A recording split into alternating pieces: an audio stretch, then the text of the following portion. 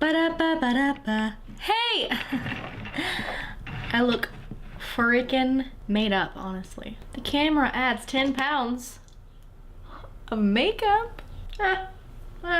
She'll do. Hey! How are you doing? It's me. And I have red lipstick on. Don't ask about it, okay? I've had a lot of hairs in my day. A lot of them. Don't know how many. Do we need to count? Pulled a lot of them out. Kept a lot of them in. But over the past few years, I've rapidly been changing my hair more and more often, and I thought I'd do a quick little recap. We're just going to explore all the versions of me. Let's start with my birth.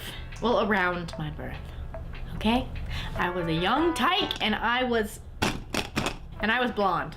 I was a little blonde baby. And I was cute as heck, and I am still mad that my mom didn't get me into baby modeling, because we would have made some major cash. No, but I was very blonde. I was a very platinum blonde kid. And then something happened when puberty happened and my hair started getting darker and darker, and then I started highlighting it. I think I may have been like 10 years old, and it just got blonder and blonder and blonder. But there were these highlighted streaks, and I would get the horrible roots, and me and my just perfection tendencies, I never wanted to have roots, and I wanted to always have perfectly blonde hair, and it was a long, arduous struggle. 6th, 7th, 8th grade were my fake blonde highlighted days. Mom, don't know why you let me do that, although I don't know whose idea it was. If you would have seen me at this time in my life, I would have probably been wearing, excuse me, a lot of under eyeliner, headbands, for no reason, a lot of dangly earrings. That was my only time I ever wore dangly earrings, and like my dance team sweatshirt that I wore every day in 7th grade. Then high school happened. Ooh. Moving into freshman year, I was like, I want a big change. I want to dye my hair dark brown. And so we went there. Oh, we went there. And I loved it. I loved having dark brown hair. I thought it was very edgy. And I was getting cute. I got my braces off. I learned how to smile better. I had my first boyfriend. I was really learning how to become, you know, stylish. No, not yet. I was not becoming stylish, but I was becoming myself. And I kept these long, luscious brown locks for years. I didn't change that hairstyle until the summer after my junior year of high school. So I had long brown hair for 3 years. But I was like, you know what? I want to change. Kylie Jenner was hopping up. She had that short, dark hair with like the blonde ombre thing going on. And I was like, I want that. But I couldn't quite commit to cutting my hair off yet. So I was just like, you know what? We'll just ombre it. These highlights were just like this minuscule change to my hair that at the time felt like a big deal. And it was the beginning of, wow, a journey. This hair was with me through the time that I like to call my mainstream hot days. Who is she? Who is she? Those were definitely my most objectively hot days.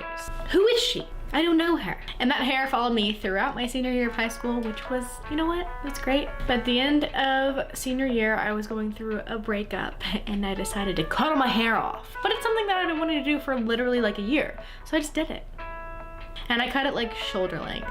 And I thought it was the cutest thing freaking ever. And it really, really sparked my hair-spiration. That's when I was like, oh, I can change my look whenever I want. When I cut my hair the first time, at that point, my hair was completely natural colored. It was straight up just like a really light brown, a really ashy light brown. And I thought it was pretty, but I got bored real quick. So halfway through my first semester of college, I decided to start bleaching it again.